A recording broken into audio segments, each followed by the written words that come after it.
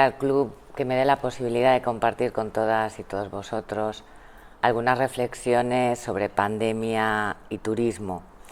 Reflexiones que se me suscitan a nivel personal, más allá de los cargos que pueda ostentar en diversas organizaciones empresariales representativas del sector. Se me plantean a un nivel personal y creo que tenemos que planteárnoslas en el sector, pero sobre todo como sociedad a medio y largo plazo. No pretendo trasladaros en detalle ni centrar mis reflexiones en las cifras de caída de la actividad turística, que son, por cierto, dramáticas. Y se dan además en todos los ámbitos, a nivel mundial, a nivel europeo, a nivel del Estado español, a nivel autonómico y también a nivel local. Caídas que se sitúan en nuestro sector en torno al 50 al 95%. Sí, 95%. Por ejemplo, en el sector de agencias de viaje, al que yo me dedico profesionalmente, las caídas se sitúan en torno al 90 al 95%. Y ya son 14 meses en esta situación. Y algo que me gusta clarificar, no tiene nada que ver con el modelo de negocio. Se habla mucho de digitalización, pero es un sector digitalizado donde el proceso de transformación digital se inició hará 2 décadas y donde estas caídas tan brutales a las que me he referido se dan tanto en el ámbito de las agencias online, cuando se dice he comprado por internet, como en agencias de viajes presenciales. También en el sector del transporte aéreo las caídas son brutales y estamos hablando de caídas en torno al 65 al 85%, pues dependiendo de rutas, de destinos. En el alojamiento también son importantes, algo inferiores, del 50 al 75%, lógicamente dependiendo de destinos y establecimientos. Hay establecimientos cerrados desde hace meses, por tanto su caída es del 100%. La caída es dramática, pero en estos momentos lo que más preocupa es la incertidumbre. ¿Cuándo se va a producir esa ansiada reinicio de la reactivación? Que creemos está totalmente conectada con la vacunación. La vacunación en Europa está cogiendo un cierto ritmo. La vacunación en Estados Unidos sabemos que está bastante avanzada. Y hay países como Israel o curiosamente Seychelles, que depende totalmente de turismo, donde ya hay inmunidad de rebaño. Pero ello me lleva a esa primera reflexión personal que os comentaba, que es la brecha de vacunación. Esta pandemia es una pandemia mundial, pero lo cierto es que la brecha de vacunación entre países ricos y países pobres aumenta cada día. De hecho, desde la Organización Mundial de la Salud, a principios de este año, ya se ha empezado a hablar de catastrófico fracaso moral del mundo, salvo que se adopten medidas que garanticen una distribución equitativa de las vacunas. La verdad, y puede ser curioso que yo, siendo vicepresidenta de la Asociación Europea de Agencias de Viajes y también de la Confederación Española de Agencias, os planteé esta cuestión, porque la verdad es que este es un debate que poco o nada está calando en la opinión pública de los países ricos, y mucho menos en la agenda política o en nuestros debates sectoriales. Pero creo que es algo que pueda afectar significativamente a la recuperación de la movilidad y, por tanto, a la recuperación del turismo, no en el corto, pero sí posiblemente en el medio o largo plazo. Las estrategias de vacunación de estos países ricos tienen su lógica. Que este debate no esté en la opinión pública, el de la brecha de vacunación también es lógico. Si cogemos un país como el nuestro, España, que recibió en 2019 cerca de 84 millones de turistas, sí, 84 millones, representando algo más del 12% del Producto Interior Bruto, el turismo, eso sí, con importantes diferencias regionales, porque si apenas representa un 6,1% en Euskadi, en nuestra comunidad representa más del 14% y, por ejemplo, en Canarias es el 35% del PIB o en Baleares el 34,8%. Pero ¿de dónde vienen nuestros turistas? Y esto también nos llevará a entender la estrategia de vacunación.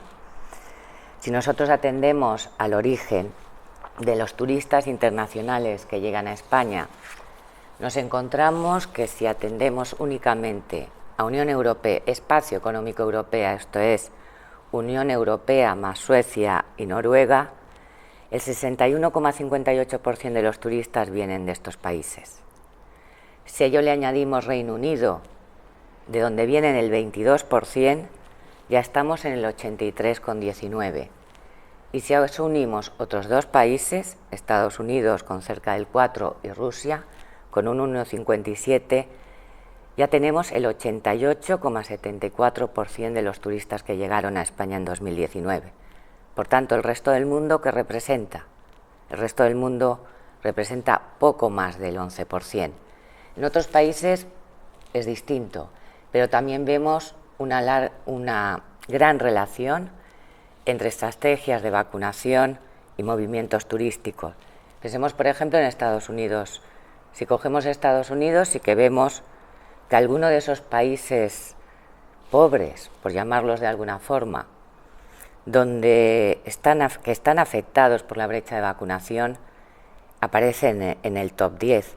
Así, por ejemplo, el segundo país que manda turistas a Estados Unidos es México, pero es que el séptimo es Brasil o el 10º es la India.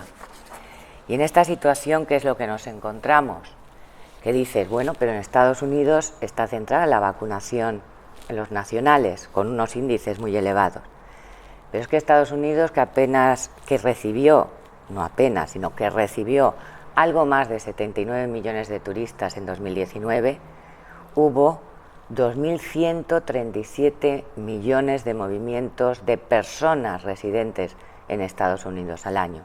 Sí, 79 frente a 2.137. Por tanto, ¿qué es lo que hay que reactivar en ese ámbito? Los movimientos domésticos dentro de Estados Unidos. ¿Qué tenemos que reactivar en Europa? En España, concretamente por los datos que he dado anteriormente, los movimientos dentro de ese espacio europeo. Y yo planteo esta reflexión sobre la brecha de vacunación, independientemente de las cuestiones morales que creo que también nos tendríamos que plantear, desde un ámbito o desde una perspectiva económica, a medio y largo plazo. ¿Por qué? Porque nos enfrentamos a una pandemia mundial en un mundo global. De forma que o somos capaces de controlar la pandemia a nivel mundial, o la recuperación económica y turística a corto posiblemente esté garantizada. Pero nos tenemos que plantear si esto va a poder mantenerse a medio o largo plazo. Porque yo me pregunto, y ha empezado a preguntárselo mucha gente, ¿pueden surgir variantes en países pobres frente a los cuales nuestras vacunas no sean eficaces? En caso de que eso ocurra, ¿seremos capaces de controlar la pandemia sin recurrir a nuevos confinamientos, a nuevos cierres de fronteras, a nuevas medidas limitadoras de la movilidad? Esto es algo en lo que no estamos reflexionando como sector. Lógico, estamos en la UCI y lo único que pensamos es en sobrevivir. Y eso me lleva a una segunda reflexión que está relacionada con lo que se empezó a llamar el pasaporte verde, certificado COVID Unión Europea, según recomendación del Parlamento Europeo, que considero muy acertada, porque ni es un pasaporte ni es verde, porque nada tiene que ver con la sostenibilidad. Esta certificación parece que va a salir adelante. Yo tengo que decir que creo que esta es la gran oportunidad histórica para Europa para realmente avanzar en la Unión y superar la desafección. Mi opinión personal es que Europa ha estado a la altura.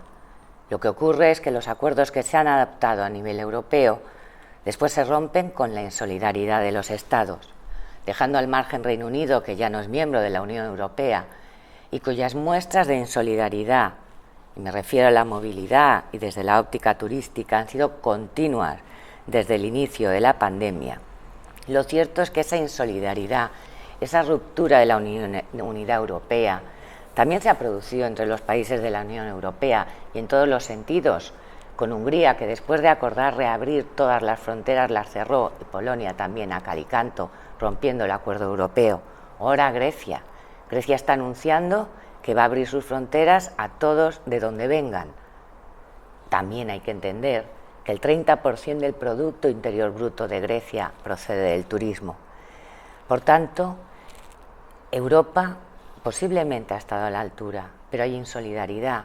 Y uno de los puntos, y precisamente España, un gran país receptor de turistas, es de los países que más lo ha defendido, es ese certificado COVID 2019. Un certificado COVID que, eso sí, para que se recupere la movilidad y pueda realmente tener una utilidad, tiene que gestionarse y estar operativo de una forma rápida. Ya hay países, Grecia, Francia, que ya han anunciado que van a sacar sus propios certificados.